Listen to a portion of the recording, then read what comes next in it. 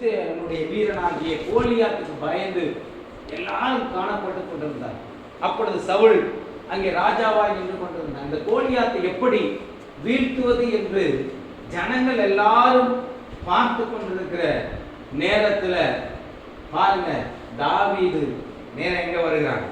யுத்த களத்திற்கு தன்னுடைய சகோதரர்களுக்கு சாப்பாடு கொடுப்பதற்காக வருகிறான்.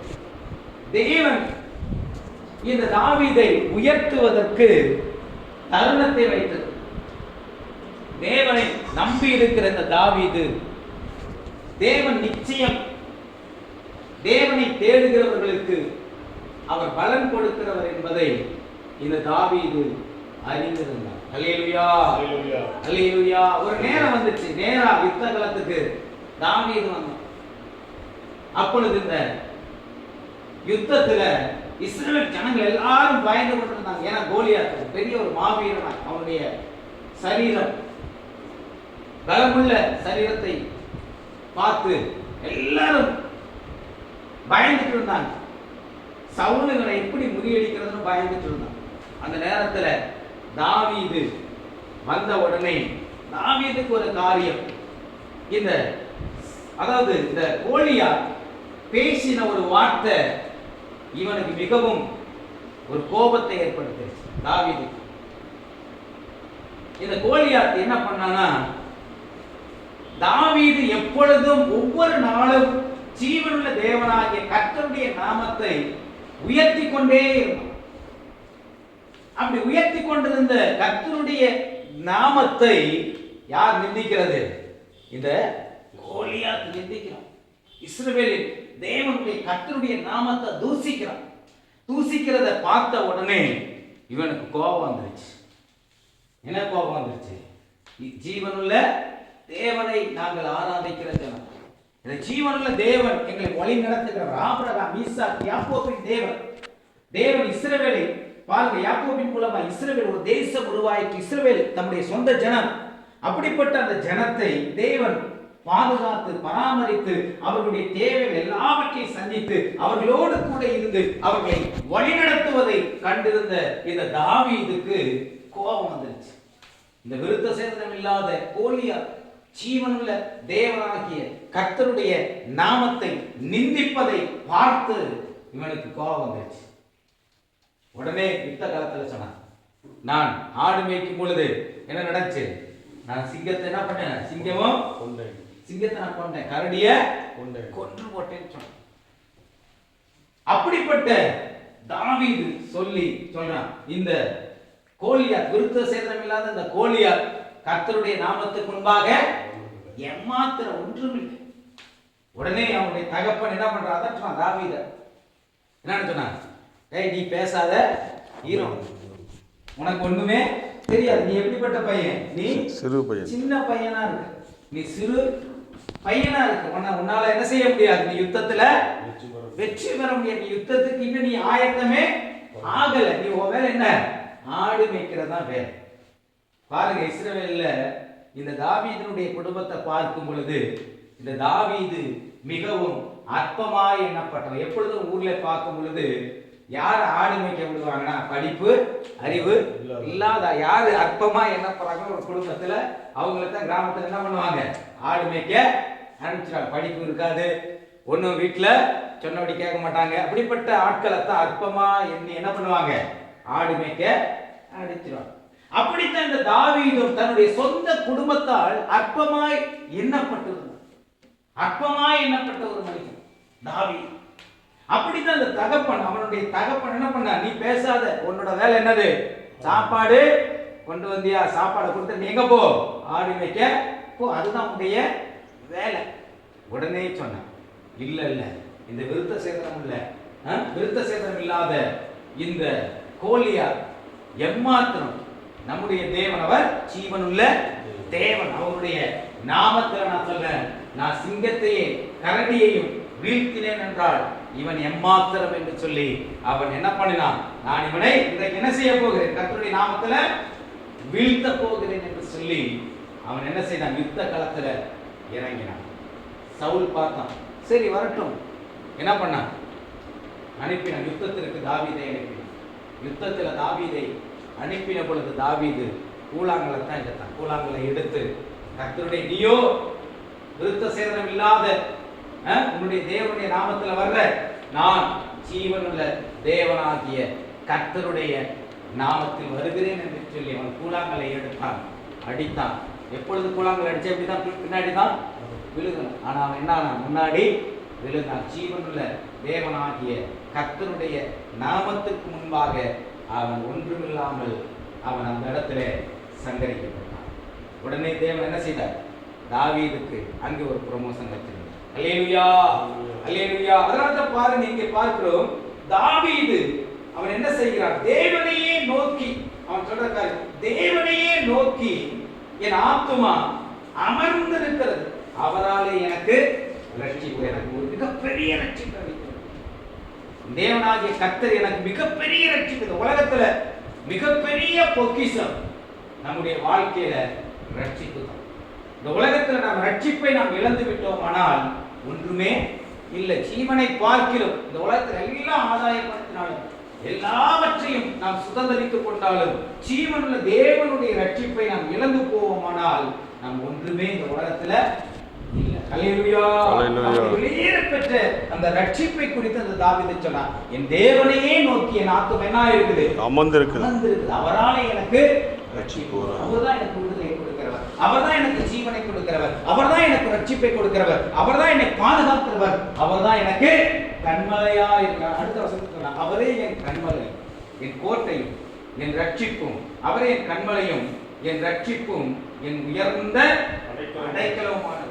நான் அதிகமாய் அசைக்க, ஏன்னா நான் அவரை நம்பி இருக்கிற அப்படின்னால நான் என்ன ஆகிறதில்லை, அசைக்கப்படுவது. ஏனென்றால் என்னுடைய தேவன் அவர் ஜெயத்தை தருகிறது, அவர் ஜெய கிறிஸ்து.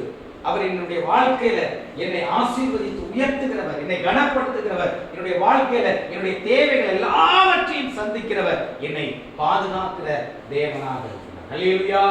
அவர் என் கண்மலையா இருக்கிறார் என்று சொல்லி அவன் இந்த சங்கீதத்தில் சொன்னான். அப்ப பாருங்க, அந்த இடத்துல அவனுக்கு ஒரு ப்ரமோஷன் வருது. என்ன நடக்கு? சவுல் தன்னுடைய குமாரத்தியை கொடுப்பதற்கு அவன் சம்மதிக்கிறான். ஏன்னா அந்த யுத்த வீரனாகிய கோலியாத்தை வீழ்த்தினபடியினாலே கர்த்தர் அந்த இடத்துல அவனுக்கு ஒரு ப்ரமோஷனை கொடுக்கிறார். அதற்கு அடுத்து தேவன் என்ன செய்கிறார் பாரு. சவுல் ஒரு காரியத்தை செஞ்சான். சவுல், தேவன் சொன்னார், தேவனுக்கு விரோதமாக இருக்கிற அந்த சத்துருக்களுடைய ஆடு மாடுகள் என்ன செய்யணும்? சங்கரிக்கணும்னு சொன்னார். சாமுவேல் மூலமா தேவன் சொல்றார், கர்த்தருக்கு விரோதமாக இருக்கிற சத்துருக்களுடைய ஆடு மாடுகள் எதையுமே என்ன செய்யணும்? எல்லாவற்றையுமே சங்கரிக்கணும்னு சொன்னார். இத சாமுவேல் சொன்ன தீர்க்கதரிசி சொன்ன அந்த காரியத்தை சவுல் என்ன பண்ணிட்டான்? நல்ல கொழுமையான இருக்கிறதான ஆடு மாடுகளை மட்டும் இவன் கொண்டு வந்துட்டு மீதி எல்லாவற்றையும் என்ன பண்ணிட்டான்? சங்கரிச்சு. இப்ப நேரா வந்து சாமுவேல் கிட்ட சொன்னேன், கர்த்தர் சொன்ன எல்லா காரியத்தையும் நான் என்ன பண்ணிட்டேன்? செஞ்சுட்டேன், நிறைவேறிட்டேன். கர்த்தர் சொன்ன காரியத்தை எல்லாம் நிறைவேற்றிட்டேன் அப்படின்னு சொன்ன உடனே இப்போ சாமுவேலுக்குள்ள சத்தம் துணி, காதுகள்ல சத்தம் துணி, ஆடு மாடுகளுடைய சத்தம் துணி. கர்த்தர் பேசுறாரு. என்ன பேசுறாரு? நான் சொன்ன காரியத்தை இந்த சவுல் என்ன செய்யல? கீழ்ப்படிகிற என்னுடைய சத்தத்துக்கு அவன் செவி கொடுக்கல. எனவே நான் என்ன செய்ய போகிறேன்? இஸ்ரவேலினுடைய ராஜ்யபாரியத்தை அந்த சவுலிடத்திலிருந்து பிடுங்கி நான் யாருக்கு கொடுக்க போகிறேன்? என்னுடைய இருதயத்துக்கு ஏற்றவனாகிய என்னுடைய தாசனாகிய தாவீதுக்கு நான் என்ன செய்ய போகிறேன்? கொடுக்க போகிறேன் சொல்லி தேவன் சாமுவேலுக்கு சொல்றார். இந்த சவுல் என்ன பண்ணா? தீர்க்கதரிசியை ஏமாத்திடலாம், கர்த்தரை ஏமாத்திடலாம் அப்படின்னு சொல்லிட்டு வரும் பொழுது கர்த்தருடைய சத்தம் சாமுவேலுடைய காதுல துணிக்கும். வந்த உடனே முன்னாடி வந்து நான் கர்த்தர் சொன்ன காரியத்தை எல்லாவற்றையும் நிறைவேற்றிட்டேன் அப்படின்னு சொன்ன பொழுது சாமுவேல் சொன்னார், நீ கர்த்தருடைய சத்தம் எனக்கு துணிச்சிட்டு இருக்கு, ஆடு மாடுகளுடைய சத்தம் என்னுடைய காதுல துணிச்சிட்டு இருக்கு அப்படின்னு கேட்ட உடனே சொன்ன, இல்ல எல்லாத்தையும் நான் பலி கொடுத்துட்டேன். இல்ல நீ கர்த்தருடைய சத்தத்துக்கு செவி கொடுத்து.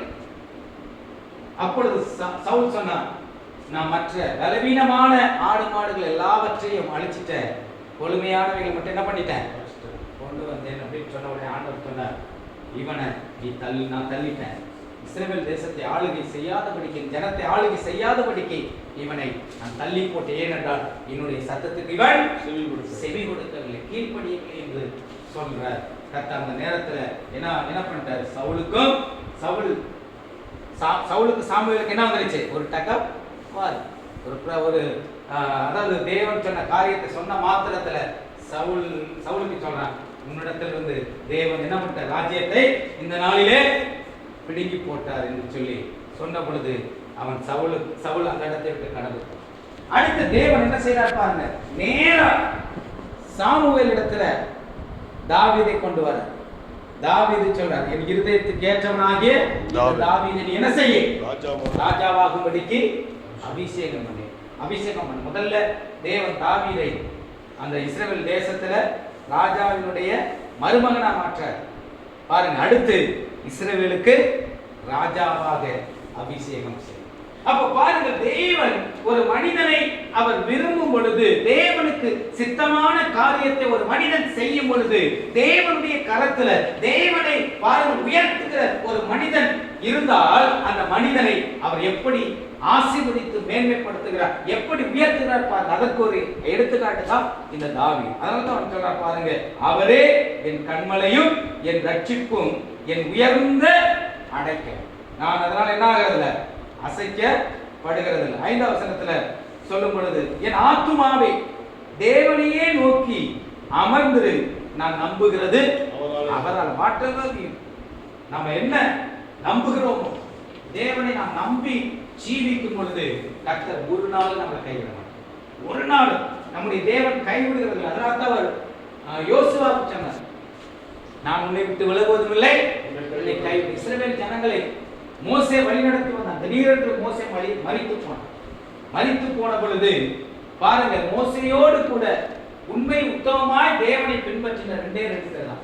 ஒன்று யோசுவா, இன்னொன்று காலேப். இவங்க 2 பேர் மாத்திரம் தான் உண்மையாய் தேவனுடைய தீர்க்கதரிசியுடைய வார்த்தைக்கு செவி கொடுத்து, அவர்களோட அந்த மோசேயுடைய வார்த்தைக்கு அப்படியே கீழ்ப்படிந்து நடந்தபடியினாலே தேவன் சொன்னார், யார தெரிந்து கொண்டார், யோசுவாவையும் காலேபையும். அதுல யோசுவாவை தெரிந்து கொள்கிறார் மெயினா. இப்ப சொல்றார், யோசுவாவை தெரிந்தெடுத்து அவனை மோசேயினுடைய ஸ்தானத்துக்கு கொண்டு வந்து, இனி என் ஜனமாகிய இஸ்ரவேல் ஜனத்தை யார் வழிநடத்துறது, யோசுவாவாகிய நீதான் வழிநடத்து. இப்ப யோசுவாவோடு பேசுறார். என்ன பேசுறாரு, உன்னை விட்டு மோசேயினுடைய நியாயப்பிரமாணம் உன் வாயை விட்டு என்ன செய்யக்கூடாது, விலகக்கூடாது. நீ இடதுபுறமும் வலதுபுறமும் சாயாமல் மோசேயினுடைய நியாயப்பிரமாணத்தை நீ அப்படியே பின்பற்றி அதன்படி செய்ய கவனமாய் இருப்பாயானால், நான் மோசேயோடு இருந்தது போல உன்னோடு நான் உன்னை விட்டு விலகுவதும் இல்லை, உன்னை கைவிடுவதும் இல்லை என்று ஜீவனுள்ள தேவன் பாருங்க யோசுவாவுக்கு வாக்குத்தத்தம் செய்தார். அடுத்து சொன்னார், நீ பலம் உண்டு, இடமானதாய் நீ போகிற இடமெல்லாம் என்ன செய்வேன், உன்னோடு கூட வருவேன். அல்லேலூயா. கர்த்தர் வாக்குத்தத்தம் செய்தார். கர்த்தர் யோசுவாவோடு கூட இருந்து பாருங்க, அந்த கானான் தேசத்தை பங்கிடும்படிக்கு இஸ்ரவேல் ஜனங்களுடைய 12 கோத்திரங்களுக்கும் பங்கிடும்படிக்கு தேவன் யோசுவாவுக்கு கிருபை செய்தார். அல்லேலூயா, அல்லேலூயா. அப்ப பாருங்க, தேவனை நாம் நம்பி இருக்கும் பொழுது, நம்முடைய ஆத்மா தேவனை நோக்கி அமர்ந்து இருக்கும் பொழுது, நாம் என்ன விரும்புகிறோமோ அதை தேவன் நம்முடைய வாழ்க்கையில செய்ய அவர் வல்லவராக இருக்கிறார். அதனால அவரே என் கண்மலையும் என் ரட்சிப்பும் என் உயர்ந்த அடைக்கலமானவர். நான் என்ன செய்யறதில்லை, அசைக்கப்பட 2 பேரும் வந்திருக்கிறது. நான் என்ன ஆகிறதில்லை, நான் அசைக்கப்படும். கர்த்தரை நம்பி நாம் ஜீவிக்கும் பொழுது நாம் ஜீவனுள்ள தேவனுடைய பிள்ளைகள். நம்முடைய தேவன் ஜீவிக்கின்ற தேவனாக இருக்கிறார். அவர் பரிசுத்த ஆவியாக இன்றைக்கும் அசைவாடி கொண்டிருக்கிறார். நம்முடைய இருதயங்களிலே அவர் வாசம் செய்கிறவராக இருக்கிறார். புறஜாதி மனவாட்டியாகிய நமக்குள்ளே அவர் வாசம் செய்கிறார். இஸ்ரவேல் ஜனங்கள் மேல வாசம் செய்த தேவன், அக்னி ஸ்தம்பத்திலும் மேக ஸ்தம்பத்திலும் வாசம் செய்த தேவன், இயேசுவாக மாம்சத்தில் வெளிப்பட்ட அந்த தேவன் இன்றைக்கு புறஜாதியாகிய மனவாட்டியாகிய சபையாகிய நமக்குள்ளே வாசம் செய்து கொண்டிருக்கிறார். அல்லேலூயா, அல்லேலூயா. நாம ஜீவிக்கின்ற தேவனுடைய ஆலயமாய் இருக்கிறோம். நாமே அவருடைய ஆலயம். ஜீவிக்கின்ற தேவன் ஜீவனுள்ள தேவன், வானத்தை பூமியையும் சகலத்தையும் படைத்த அந்த சர்வ வல்லமையுள்ள தேவன் எங்கே வாசம் செய்ய? நமக்குள்ள வாசம் செய்கிறவராக. இந்த கடைசி காலத்தில் யாருக்குள்ள வாசம் செய்கிறார்? நமக்குள்ளே அவர் வாசம் செய்கிறார். நமக்குள்ளே அவர் வாசம் செய்கிறார். பாருங்க, மோசே காலத்துல மோசேக்கு புறமாக வாசம் செய்தார். இஸ்ரவேல் ஜனங்கள் மத்தியில அவர் மாம்சத்தில் வெளிப்பட்டு சீசர்களோடு கூட இருந்து அற்புதங்களையும் அடையாளங்களையும் செய்தார். இயேசுவாக அங்கே வெளிப்பட்டார். இன்று அந்த இயேசுவாகிய தேவன் பாருங்க, பரிசுத்த ஆவியாக இன்றைக்கு புறஜாதி மனவாட்டியாகிய நமக்குள்ளே அவர் வாசம் செய்து கொண்டிருக்கிறார். அதனால பரிசுத்த ஆவியை அவர் நமக்கு அளவில்லாமல் தந்திருக்கிறார். அப்போ நம்முடைய ரட்சிப்பு, நம்முடைய கண்மலை அவராக இருக்கிறார். அவரை நாம் நம்பி இருப்போமானால் நாம் என்ன ஆகிறது? என்றைக்குமே அசைக்கப்படுவதில்லை. ஹல்லேலூயா, ஹல்லேலூயா. அடுத்து சொல்றான் பாருங்க தாவீது, ஜனங்களை எக்காலத்திலும் அவரை நம்புங்கள். எப்பொழுது அவர் நம்புங்கள். கர்த்தரை நம்புகிற மனுஷன் பாக்கியம். கர்த்தரை நம்புகிற மனுஷன் செழிப்பான். கர்த்தரை நம்புகிற மனுஷன் உயர்ந்த அடைக்கலத்தில் வைக்கப்படுது. உலகத்துல நம்முடைய நம்பிக்கை கர்த்தராக இருக்கும் பொழுது, எந்த நேரத்திலும் எந்த சூழ்நிலையிலும் அவரை நாம் நம்பி இருக்கும் பொழுது ஒரு நாள் என்ன ஆகிறது? அசைக்கப்படுவதில்லை. அவர் சமூகத்தில் உங்கள் இருதயத்தை ஊற்றி விடுங்கள். தேவன் நமக்கு அடைக்கலமாயிருக்கு. எப்படிப்பட்ட சூழ்நிலையா இருந்தாலும் சரி, என்ன காரியமாக இருந்தாலும் சரி, நாம அவரிடத்துல சொல்லிடுறோம். ஏன்னா அவர் நமக்கு பரலோக தகப்பனாக இருக்கிறார். ஹல்லேலூயா. அவர் நமக்கு தகப்பனாக இருக்கிறார், நமக்கு தாயாக இருக்கிறார். அதனால தான் அவருக்கு பேர் என்ன? எல்சரை, சர்வ வல்லமையுள்ள தேவன். சர்வ வல்லமையுள்ள தேவன். ஒரு தாய் தேற்றுவது போல நம்மை தேற்றுகிற தேவனாக. இந்த உலகத்துல தாய் தந்தை நம்மை கைவிட்டாலும், நம்முடைய உற்ற உறவினர் கைவிட்டால், எல்லாரும் கைவிட்டாலும் கர்த்தர் ஒரு நாள் என்ன செய்யறதில்லை? நம்மள கைவிடுகிறதே. நம்ம ஒரு நாள் கைவிட மாட்டோம். அவரை நாம் நம்பி அவர் நமக்கு பரலோக தகப்பனாக, நம்மை நேசிக்கிற தகப்பனாக இருக்கிறபடினால ஒரு நாள் நம்ம கைவிடுவதில்லை. எந்த சூழ்நிலையாக இருந்தாலும் சரி, எப்படிப்பட்ட பிரச்சனையாக இருந்தாலும் சரி, நாம அவரிடத்துல நம்முடைய இருதயத்தை பாருங்க. அண்ணாவை பாருங்க. அண்ணால் தன்னுடைய இருதயத்தில் இருந்த எல்லாவற்றையும் அவருடைய சமூகத்தில் ஊற்றிட்டார். அவருடைய சமூகத்தில் ஊற்றிட்டார். தன்னுடைய குடும்பத்துல பிரச்சனை, தன்னுடைய கணவன் மூலமாய் தன்னுடைய பாருங்க, இன்னொரு மனைவி, அவனுடைய புருஷன், மற்ற குடும்பம் எல்லாம் இருக்கு. அவங்க எல்லாரும் இந்த அண்ணாவை நிந்திக்கிறாங்க. இந்த அண்ணாளுக்கு பிள்ளைகள் அநேக ஆண்டு காலங்களாக ஒவ்வொரு நேரம் அவங்க நிந்திக்கும் பொழுதெல்லாம், அண்ணாளை நிந்திக்கும் பொழுதெல்லாம் இந்த அண்ணாளுக்குள்ள இருதயத்துல மிகப்பெரிய பாரம் இருக்கு. மிகப்பெரிய, ஐயோ என்னுடைய வாழ்க்கையில் என்ன இல்லை இல்லையே என்கிறதான அந்த உபத்திரம், அந்த துக்கம் அவருடைய இருதயத்தை ஒவ்வொரு நாளும் நெருக்கி கொண்டிருந்தது. ஒவ்வொரு நாளும் அந்த பாரம் தன்னுடைய இருதயத்தை நெருக்கி கொண்டிருந்தது. அப்படிப்பட்ட அந்த காலகட்டத்தில் என்னுடைய வாழ்க்கையில எனக்கு விடை தருகிறவர், எனக்கு பதில் தருகிறவர், என்னுடைய ஜெபத்தை கேட்டு எனக்கு உத்தரவு கொடுக்கிறவர் ஜீவனுள்ள தேவன், அவரை மாத்திரம் நான் நம்புவேன் என்று சொல்லி தேவனுடைய ஆலயத்தில் போய், அவ்வளவுதான் ஆண்டவரே, இனி நீங்க தான் என்ன பண்ணணும்? என்னை கண்ணோக்கி பாருங்க.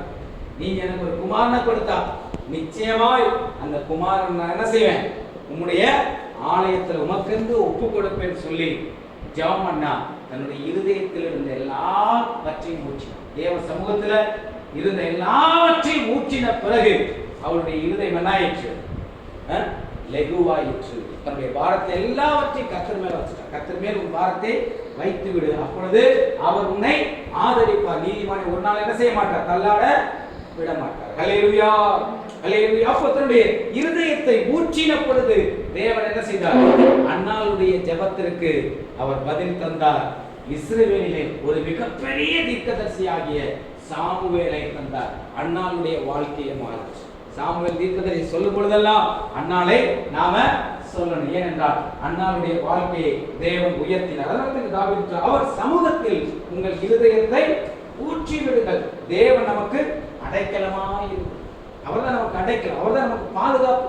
அவரிடத்தில் நாம் இருப்போமானால் நாம் அடைக்கலமாய் இருக்கிறோம், நாம் பாதுகாப்பாய் இருக்கிறோம். நம்முடைய காரியங்களை, நம்முடைய பிரச்சனைகளை அவருடைய சமூகத்தில் அவரிடத்தில் நாம் சொல்லும் பொழுது அவர் அதற்கு தீர்வு கொடுக்கிறவராக, அதற்கு அவர் பதில் தந்து நம்முடைய எல்லா பாரங்களையும் நீக்கி, மனபாரங்கள் எல்லாவற்றையும் நீக்கி நமக்கு மிகப்பெரிய சமாதானத்தை, அவருடைய சமாதானத்தை நம்முடைய வாழ்க்கையில் தருகிற தேவனாக இருக்கிறார். அடுத்த வசனத்தில் சொல்லப்பட்டிருப்பார்கள், கீழ் மக்கள் மாயையும் மேல் மக்கள் பொய்யுமாமே தராசிலே வைக்கப்பட்ட அவர்கள் எல்லாரும் மாயையிலும் லேசானவர்கள். கொடுமையை நம்பாதிருங்கள், கொள்ளையினால் பெருமை பாராட்டாதிருங்கள். அடுத்த சொல்ற கிருபையும்